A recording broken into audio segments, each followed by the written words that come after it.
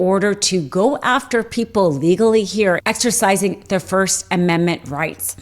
Trump using the power of the FBI, which is an immense amount of power, going after citizens here in this country, a judge, students, for doing things he just doesn't like. This is what an authoritarian person does. This is what he is doing.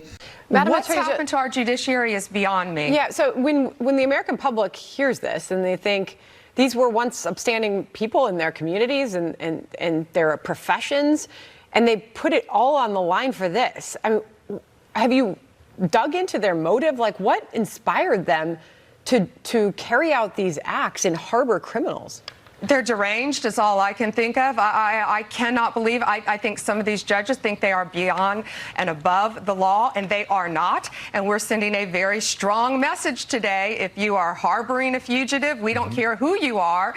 If you are helping hide one, if you are giving a TDA member guns, anyone who is illegally in this country, we will come after you and we will prosecute you. We will find you. So while we have him also with migrants rounding people up and sending them to concentration camps, we're seeing what he's doing at home in real time. And this is going to be harder and harder for his biggest defender, Fox News, to defend, because the American people are paying attention and they don't want this happening. See these judges trying to obstruct your efforts to make this country safer. What is your message to them? We are going to prosecute you, and we are prosecuting you. I found out about this the day it happened. We could not believe, actually, that a judge really did that. We looked into the facts in great depth. That's her picture up on the screen, Hannah Dugan, who is now in custody. You cannot obstruct a criminal case, and really, shame on her.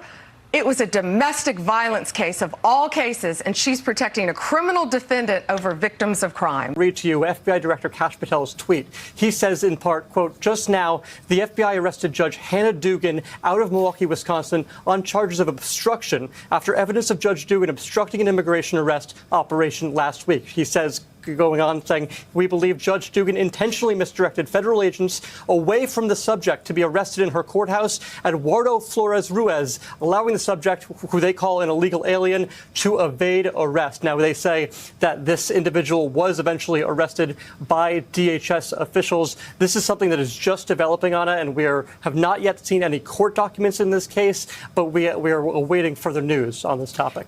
This isn't even about political ideology or even immigration. We're seeing judges who clearly lean towards a specific side.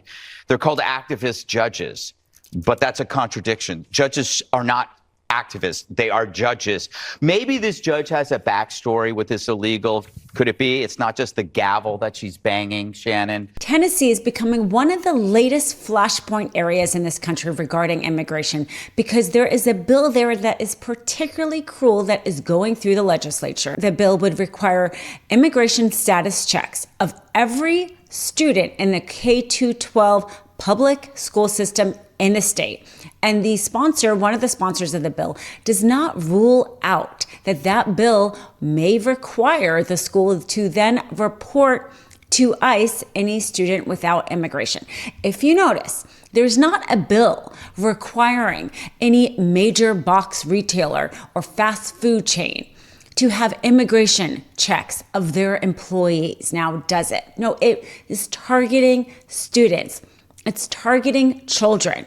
They may want their parent to show up and work, but they don't want that child to get an education.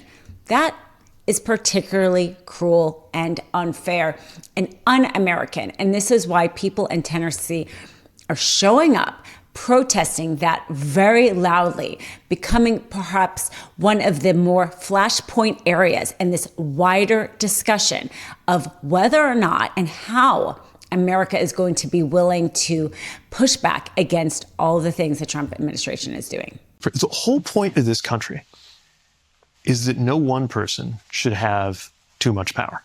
Like, to me, that's the whole point of a country. The king was somebody who had too much power. Yep. And we said, we're not going to do it that way. There were ferocious debates at the time of the founding over whether to even create a presidency. Because Jefferson was worried that if we had a president, it would turn into a king. Yeah. And they kind of hit a compromise where we created the president, but we took all these measures in the Constitution to make sure that that presidency didn't become too powerful. And this is like a part of the texture of our country.